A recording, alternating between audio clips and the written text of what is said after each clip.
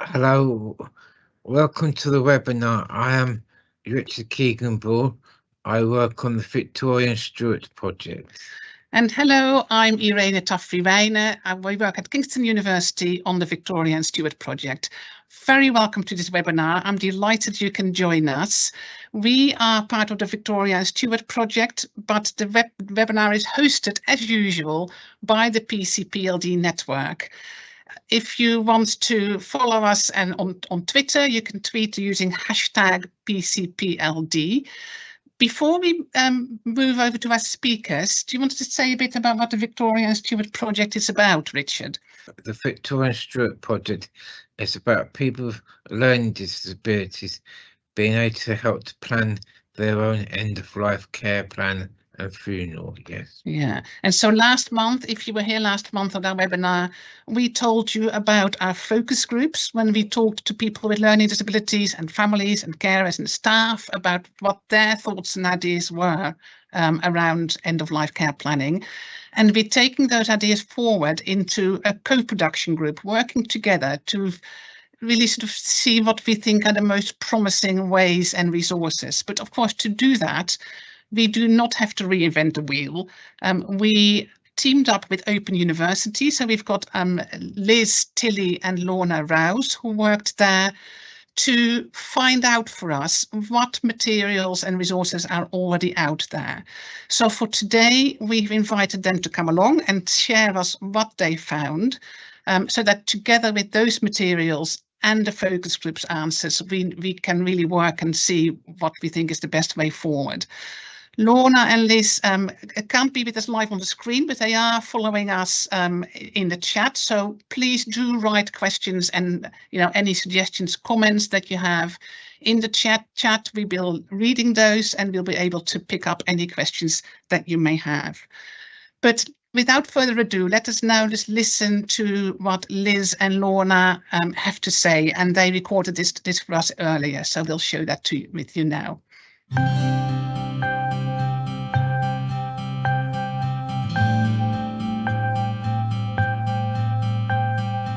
Hello everyone, and thank you for joining our Victoria and Stuart webinar on looking for guidance and resources to support end-of-life care planning with people with learning disabilities. We're really delighted that you can join us. I'm Liz Tilley from the Open University, and I undertake research in the areas of learning disability health and social care. I led the work to review the existing materials on the Victoria and Stuart Project that we'll be telling you about today.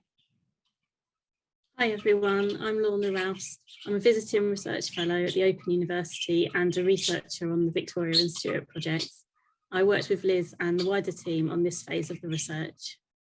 So in today's webinar, we're going to talk to you about how we found the resources on end-of-life care planning for people with learning disabilities that were already out there, how we created a shortlist for our co-design group, and finally, we'll reflect on some of the issues and challenges with the material that we found.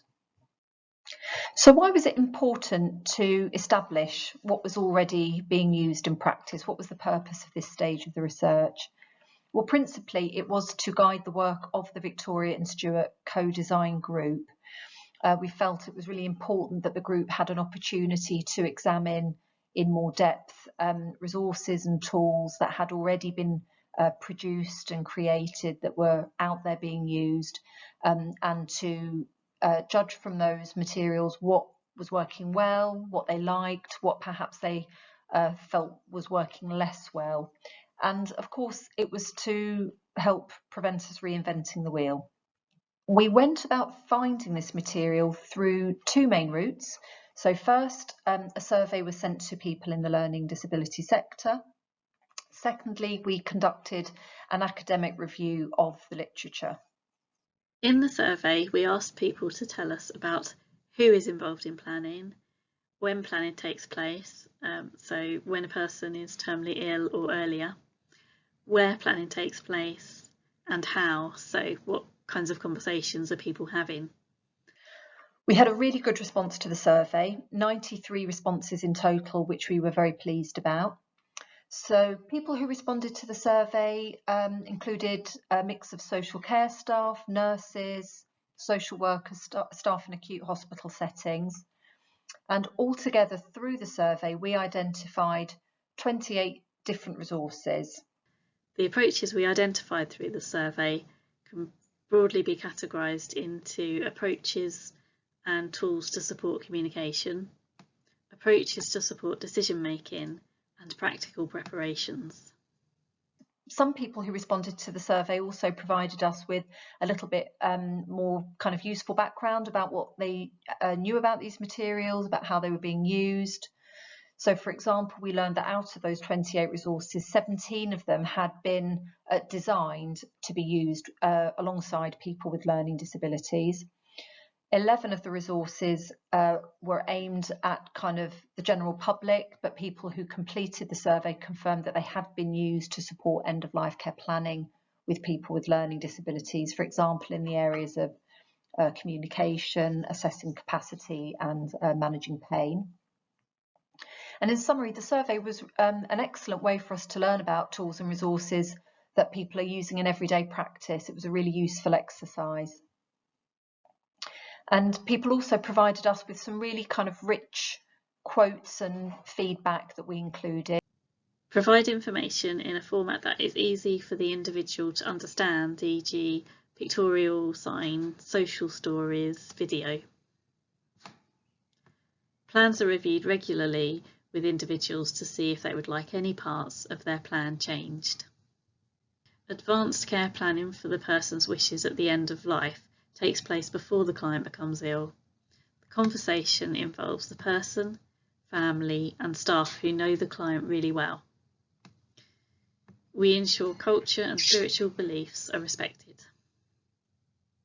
We also heard from a few people in the survey that the individual should be at the centre of decision making and supported to express their wishes. In addition to the survey, we searched for academic research articles, policy documents and guidance. In total, 72 papers were screened for inclusion. This means that they were reviewed to check if they were useful for our project. 6 of the articles described the development of or piloting of relevant end-of-life care planning tools and resources, which I thought was interesting. We found some useful material through the academic literature review search, but interestingly not quite as much as we expected. And for us, that demonstrated that there currently is quite a significant gap in research about end-of-life care planning for people with learning disabilities. So our next step was to create a long list, and this totaled 38 resources that we felt had, good potential, and we did this alongside the wider research team. And that long list included easy read end-of-life care planning documents, resources aimed at staff or carers, generic end-of-life care planning resources and training resources for staff and carers. The Open University team then went away and used a set of questions to help us make judgments about the long list resources. We used a tool called Agree to help us make judgments about the long list. If you're not familiar with Agree, it's a framework that is designed to help assess the quality of health guidelines. So we adapted that to include questions that were much more relevant to end-of-life care planning for people with learning disabilities.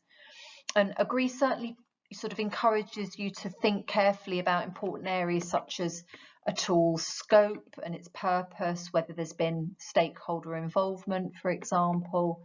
But it wasn't really helpful in helping us to sort of judge whether the tools were easy for people with learning disabilities to use. So we then shared our results with the wider team.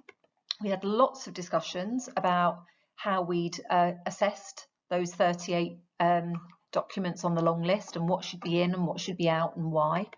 And we then came up with our final shortlist. We organised the shortlist into 4 main areas: guidance documents, and there were 4 of these; staff training and support, and again we had 4 of these; resources for or with people with learning disabilities, and there were 9 of these; and useful academic articles, we had 4 of these.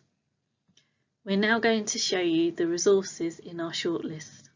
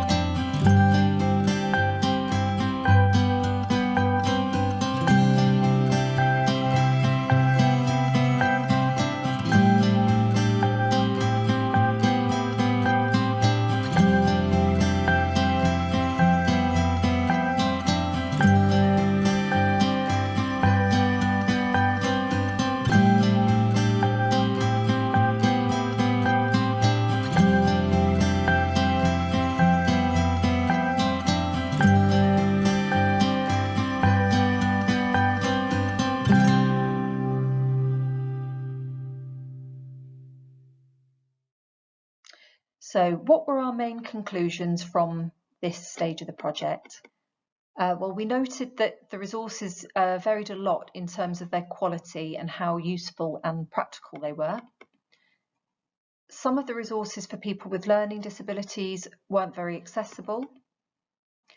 And we also noticed that a lot of the resources that had been developed for people with learning disabilities focus mainly on what happens after death.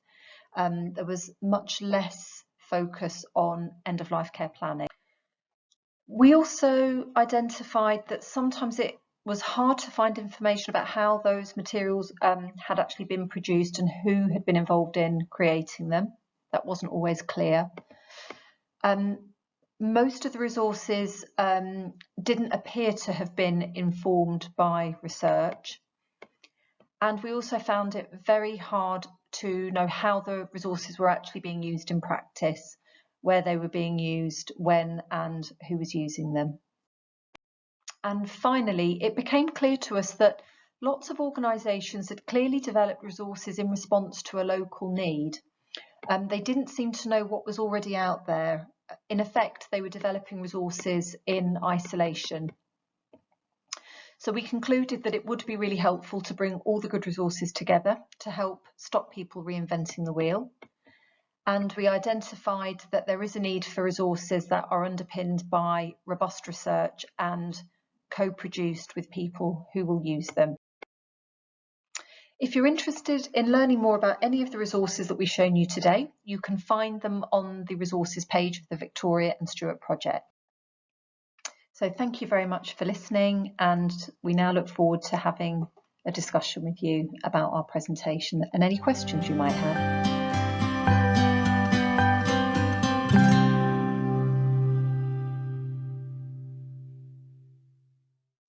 Thank you, Liz and Lorna. That was very interesting. I could hear some budgies in the background. I wonder if anybody else could hear any budgies. Yeah, I think Lorna had some budgies in Yes. her house. So yeah, that was an additional speaker there. Yep. But yeah, so there's just a couple of questions have come in, and one of them is from Lindsay. Lindsay wants to know what you do when the family are against individuals, people knowing that they're at the end of life. And we just said a quick thing. What were you thinking about that, Richard? Oh, If somebody doesn't want to know, if the family doesn't want a person with a learning disability to know that they're at the end of life. well, I guess that you'll just have to sit down with them and explain that we're going to do some nice things now, and that just to find out some information will help when it gets to that point, and that just to make them feel happy and relaxed, and that and tell them that they love. That's it. Yes. Yeah, and it's such a difficult question. It's one that I get asked probably most when I give presentations and talks on this topic. You know, what do you do if the family doesn't want it? And Liz Tilley, who was doing the presentation, is just to answer that question for you as well. She said there's a lot of the guidance documents that they found emphasize the importance of family involvement. That's really, really important, but then don't address in any detail what to do when the family don't want people to know that they're at the end of life. So it is something that we will have to think about and talk about, you know, when we've produced the guidance and look at the resources, because it's all very well to say this is what should be happening, but it is not easy to do and far more difficult to know how you then actually do that when you have people who are reluctant to talk about dying, or, as you say, who don't want people to know. So we looked at some of those easy read forms together, didn't we, Richard, in the All Together group? Do you want to say a little bit about that? We looked at some of the easy read forms in the All Together group.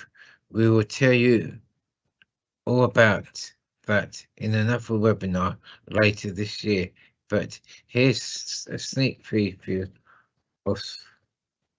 We looked at some of the easy read funeral plans. Yeah, and we focused on funeral plans because, as Liz was saying in her presentation, a lot of the materials that we found focused not so much on planning for illness at the end of life and the care at the end of life, but focused on funerals. And so that's really what's happening after you die.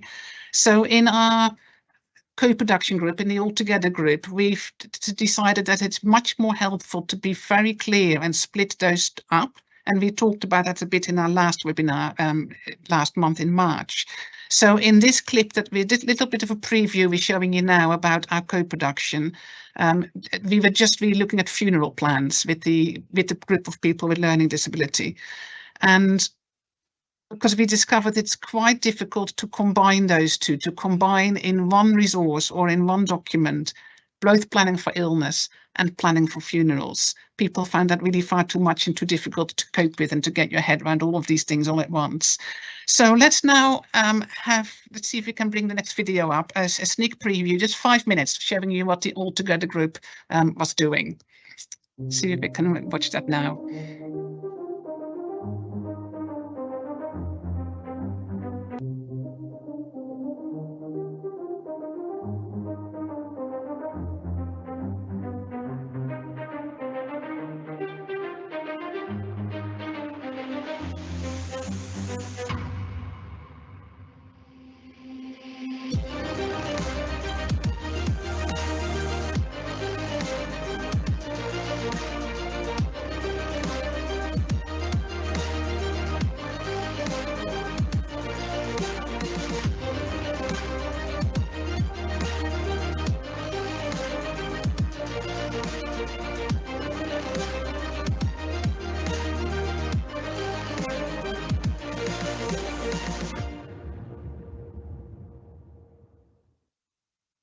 It should say what I want from happy material. Like the form, it's easy to read, but the picture on the front is a bit complicated. Yes. So what made your group prefer that form? Thought that form was better than the others. What was better about it? Because some of the other forms we looked at were quite jargony, they were, yes. Okay. But had too much words in, it's a bit complicated. What did we think of that one? We thought that was a bit, it was too complicated, too not very easy to understand, lots of jargon words in it. In fact, looked like the picture looked like they were going on a picnic. They did the picnic. They did just. I think each one had good and bad points. So I think that's what we come up with all four of them. I think the main themes that come up there were getting rid of the jargon and making the words more easy to read.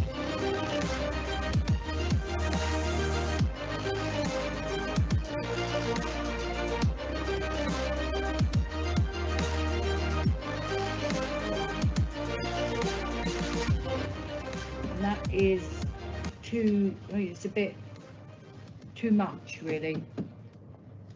the typing of it is too small and it needs to be bigger. There's no pictures on this at all, just a bit of text, that's it. They need more pictures to go with this form. That tells us all about organs and tissue donations, and not many people would understand about organs and donations. I was drawn to it. I was drawn to it by the colours. I like the vibrant colours. I think it's green and the reds. I like the colour. Yeah. But when it talks about organ donations, I don't understand what that means, no, because that's a bit, to me, that's jargon. I've never heard of it before. I don't know what it means. So support staff would have to explain that to me, because I don't know what that means. And I think I would probably chuck that in the bin, because I don't understand what I don't understand what organ donation means. So I would chuck that in the bin. If I don't understand what that means, how can anyone else? We found, as a team, found a couple of good things and a couple of bad things. Bad things being the phrasing wasn't, we felt that it wasn't respectful to the person and the person's network, because it talked about, it says, we felt like it's put pressure, so you must have a feeling for this person, and there wasn't a X for no, and there was a question mark for not sure, and there's not been option either. So we felt that was wrong, and the font, it wasn't big enough. We didn't feel it was big enough for someone who would be squinting a lot to read, and we also felt that the picture was self-explanatory, but we didn't feel the need for the same picture to be used twice. So a different picture could be used, and font made much bigger. Too much information, too busy. Wouldn't use it. This one, it was very busy, wasn't it? Yeah, this one was really, really busy. Yeah. Okay. I probably wouldn't use this one.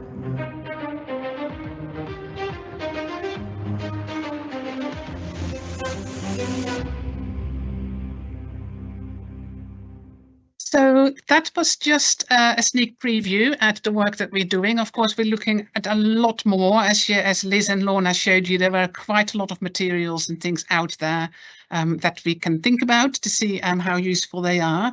And I can see for some people in the chat, in the Q&A, that you're picking up that it's all very well making choices and giving guidance on what good practice should be, but it may not always be possible. Somebody, Naomi, you're saying that choice is always great, but what happens if someone doesn't have the financial resources to pay for what they want? So, for example, it's true actually in our group, some people said, you know, the coach and horses would be nice for a funeral, but that's quite expensive, isn't it? It is the coach and horse, yes. So, yeah, and of course the guidance doesn't really go into that. So that's good to be aware of. I think I was just struck. I just want to really thank Liz and Lorna, because I was struck by just how many particularly easy read materials were out there that were in a way sort of quite similar, covered similar issues. So I think this whole thing of you know, people responding to local need, as you said, Liz, it was quite obvious. And we had to make a selection of which are the ones that we could look at in our group. We looked at 4 different funeral resources, and even that was quite a lot. It was quite a lot, and that people didn't find them all that easy to look at, but they're quite complicated. They were, yeah, exactly. So I think for us, what that is bringing up is really trying to understand from each resource what it is that is trying to achieve, and also how and how they are being used and what they're being used for. And in a way, if you're watching this, you can help us with that. So it isn't particularly clear for us now, looking at in the Altogether group, whether those easy read forms are there to give people information about the choices that are available. Some of these forms, for example, had a lot of pages with different pictures and images of all different choices of coffin or all the different choices of transport, you know, burial, cremation, let's different choices. So is the form there to help you talk through that with somebody and give them information, or is it the form really mostly to help people record their choices?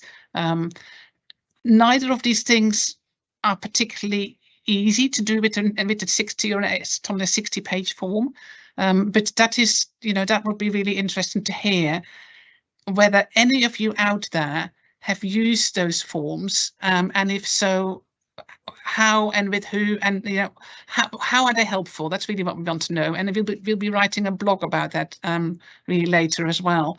Was there a favoured easy read document by the group?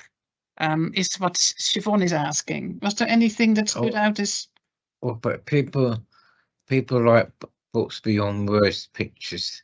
They didn't, but we looked at talking mats. We did, yes, but all the other big paperwork ones, but no, they weren't feel all that accessible, really. You know, but people didn't really like them too much. No. Yeah, and it was a real conundrum. Well, that's a bit of a jargon word, but it was difficult for us to figure this out. So there were resources in there. So as you said, books beyond words. There was talking mats. There were other resources that really seem to help people to think through what they might want and to think through the options and talk about this. When we looked at the easy read forms, I mean, as Jordan was saying in the video, they all had good points and bad points. You know, they had some of them, you know, the pictures were clearer, the words were clearer. I think what became clear to me from looking at you all doing them was that anything that has quite a lot of information on one page is quite difficult. So, you know, lots of different pictures on a page, or it was easiest if something was really simple and clear and open. But having said that, you then don't have all the information on the page that might help you make the choice. So we're struggling, as you can see, we're really still struggling with this. Still trying to think what's the easiest thing to do. Yes. What is the easiest thing to do? So really, I mean, that's a question that I have for you out there as well. Is there a favoured easy read document? Is there one that you've used that you said, actually, this was really, you know, people seem to enjoy it and liked using it? That would be really helpful. So that's the easy read forms, and some of the other materials that you could see Liz and Lorna had found was around staff training and how and that is also coming out now, how important it is to give people, the staff, the support workers and the families, really clear guidance on how they can start those conversations. You know, the Altogether group video that you've seen is the group of people with learning disabilities. We also have a group of people without learning disabilities, so families, support workers, managers, they're meeting regularly as well. And there the question is coming up, you know, how can I open these conversations? What words can I use? How can I start it? So that's something for us to think about, is whether the pictures, the easy read forms, you know, what resources are out there to help staff start the conversations and not be too frightened of it, and whether it's mostly staff guidance that we need to produce, or whether there are actually materials that help people, you know, to have those discussions. So yeah, I don't think there was anything particular favoured, was there, Richard? No. And somebody says, who's let me just read some of the other comments here. So somebody said they were also struck by that you identified how much jargon there was in those documents. And I think you're right, because I've sometimes come to the group with what I thought was an easy read slide, right? Or a you know, an easy read document or words. And when I get ask somebody to read it out or to say what that says, then you're struggling because I've used jargon. Yes, that's it. Yeah. There's just too many big words, and people can't cope with big words, and words that people don't understand. They just want something very, very short and simple with just a few pictures and not too much words. Yes. Yeah. And I think this is really showing us as well how hugely important it is to have, really quite a few people with a learning disability to help you with this. If you are developing any materials, I've done this kind of work for more than 2 decades, and I still can't get it right. My words, and you, Richard, you are very good at jargon busting, at telling me. Yeah, I do. Yeah, I'm very good at telling the team that if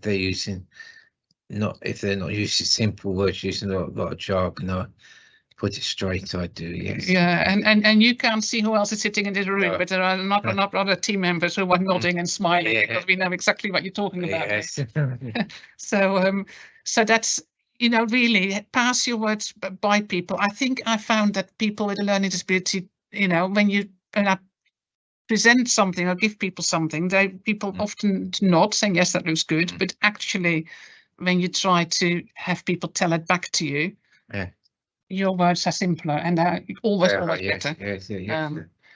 But I think it's true to say some of the things that Irene talks to us about, we end up falling to sleep because we can't understand what she's saying. Yes, so that if we do that, that proves that it's not working. Yes, so that we just put it straight and say, just make it a lot more easy for us to understand. Yes.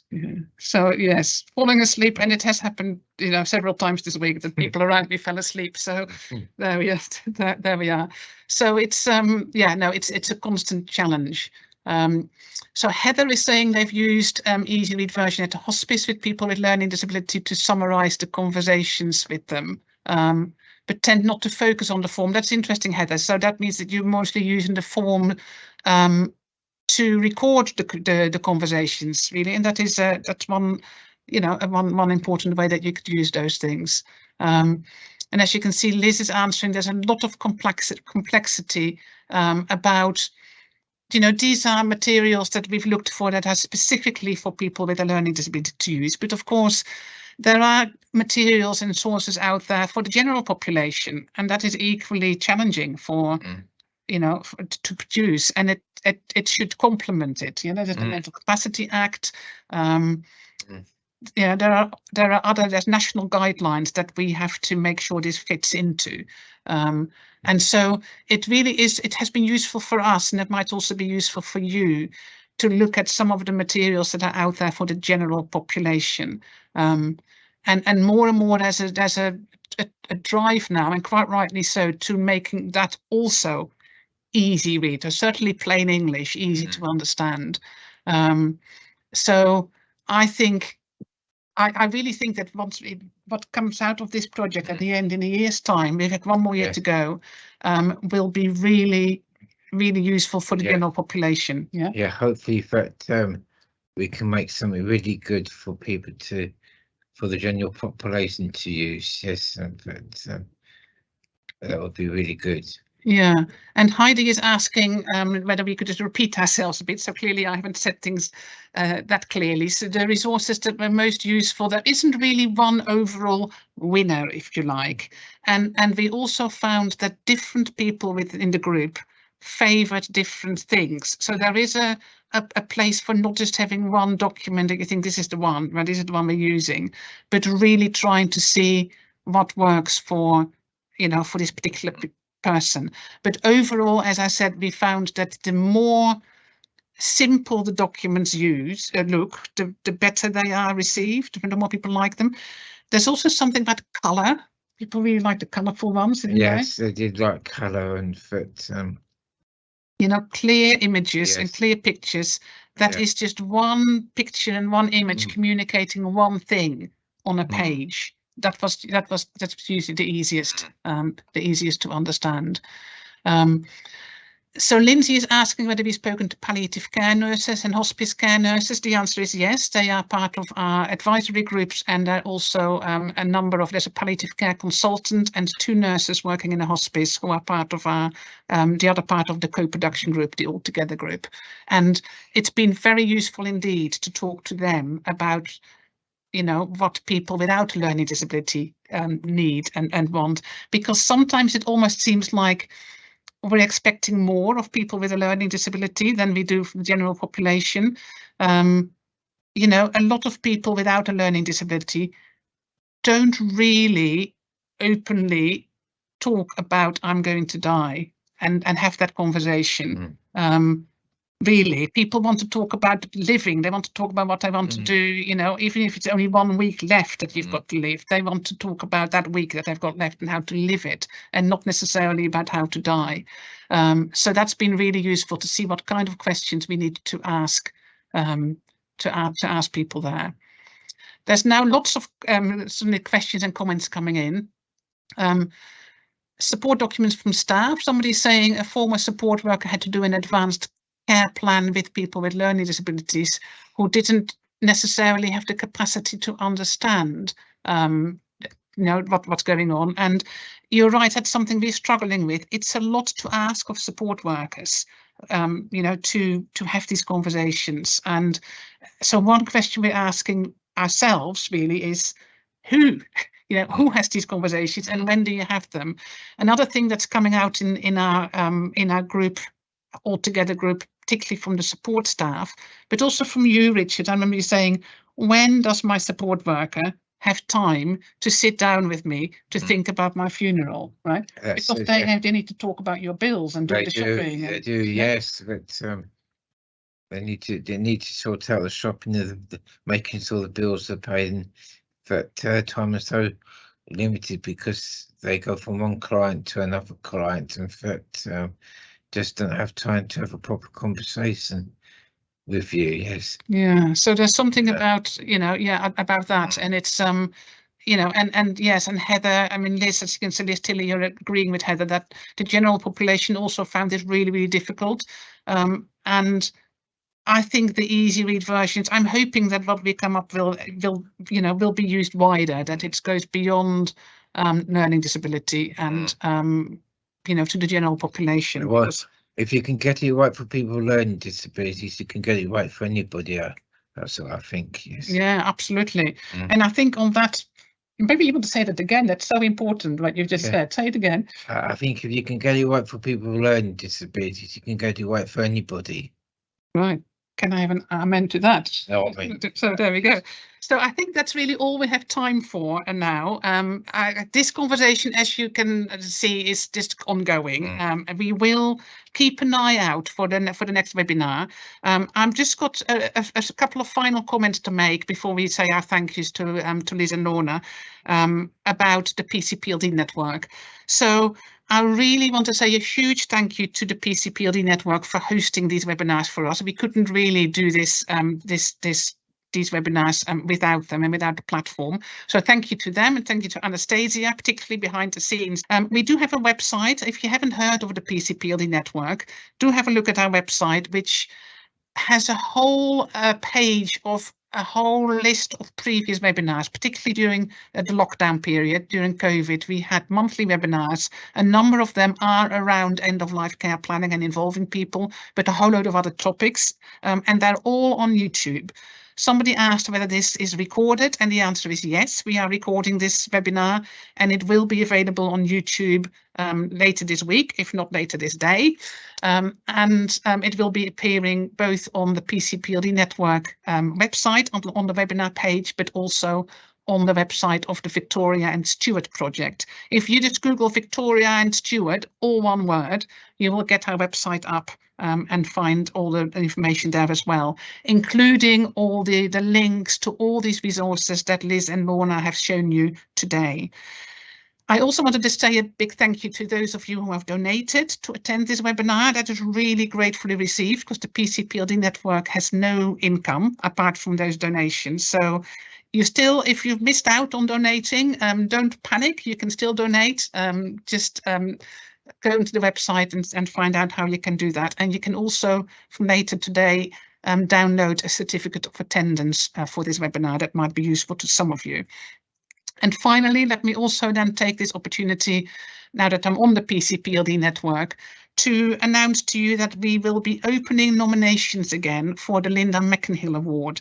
Now, this is an award that we give sometimes every year, sometimes every couple of years, to people or organizations who have been particularly inspirational and done particularly well in supporting people with learning disabilities at the end of life.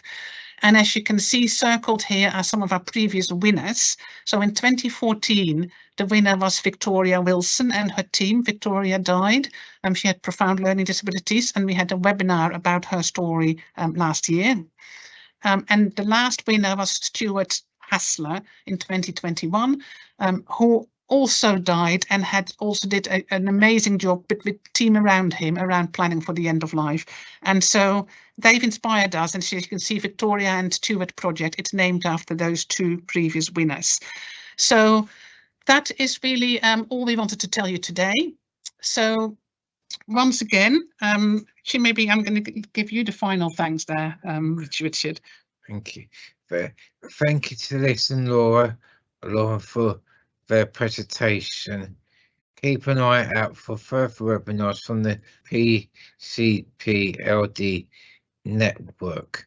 And that's goodbye from me. And that's a goodbye from me as well. And we will be back. So do keep an eye out on your on our websites. And if you signed up to this webinar, then you will probably also get an email about future webinars.